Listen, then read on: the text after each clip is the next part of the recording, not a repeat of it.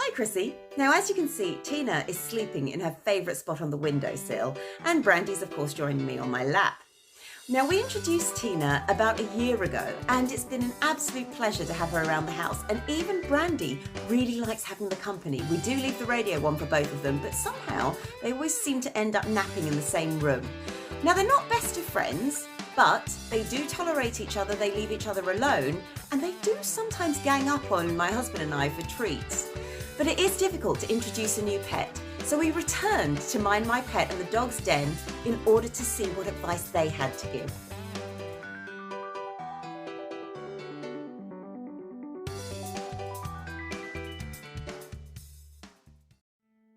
Today we're going to talk about introducing a second dog to your home. We're going to focus particularly on rescue dogs, but much of this will also apply if you like a new puppy. We're assuming, of course, that your existing dog has been trained to a basic level and has learnt about boundaries within the household and, of course, outside of the household. If there are any issues surrounding separation anxiety, aggression or lead reactivity, we'd suggest that these need to be addressed before introducing a second dog to your home. Ben, happy and relaxed as you can see, likes his walks and loves the house. He's calm, and the most important element was choosing another dog was the temperament of the other dog in comparison to his, as you'll see when we go through the different tips. So our first top tip to introduce a new dog into your home where you already have a dog is to make sure that you're choosing one that complements your current dog. So in terms of temperament and age, size even, if we'd have brought home a Labrador or something a lot bigger than Ben, he wouldn't have been very happy about that. He would have felt quite threatened, because that's just because of the type of dog that he is. Also, something to consider is not necessarily age, but it's a factor, definitely. Top tip number 2 is introducing the new dog to your home. This is potentially the most important set of criteria that take note of. The initial meeting between the dogs should really be on neutral ground, on their leads with separate handlers. Make sure the body language is positive, i.e. they're not cowering away from each other, and take them on a walk just to see how they get on. There's no pressure on the dogs then.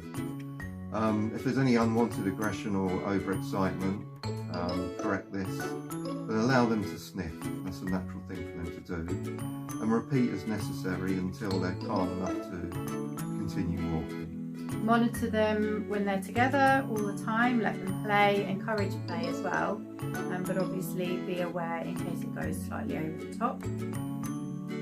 And never ever leave them alone initially. So for the first 2-3 months, if you need to go out of the house, then make sure that they're either in separate rooms or they're separated by being in separate crates, or you've got a dog gate in between them. Deciding to get a second dog is a commitment, be aware of that. You will need to put in more time, and obviously it costs more, food and vet bills, etc. But if you prepare to put the work in and incur the expense, you will be rewarded doubly in terms of the joy that both dogs will bring.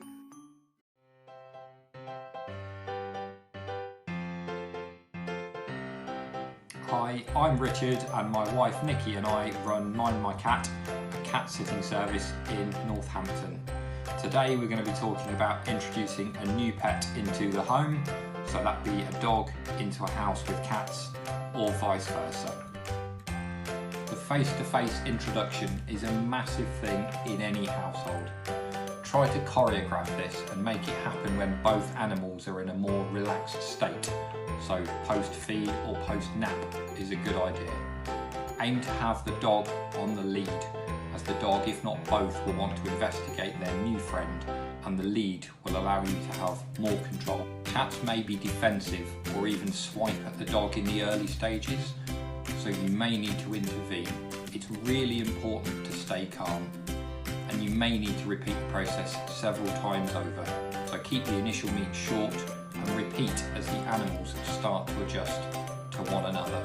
Once you've made the decision to get a new pet, try and get as much information from the rehoming service as possible, their full history, so you know whether the dog or cat has lived in a home with other pets previously, as that will help. Certain breeds and certain ages of dogs may be inclined. Hi Welford. Welford would like to say hello. Certain breeds of dog and certain ages of dog may be inclined to chase kittens, which may put you in a difficult or even an impossible situation. Trying to get as much information as possible will increase your chances of success and remove stress for all of you. It will take the animals as well as the humans in the house time to adjust to the new dynamic. So stay calm, stay patient, and you will reap the rewards as the animals settle in your home. Good luck from Mind My Cat.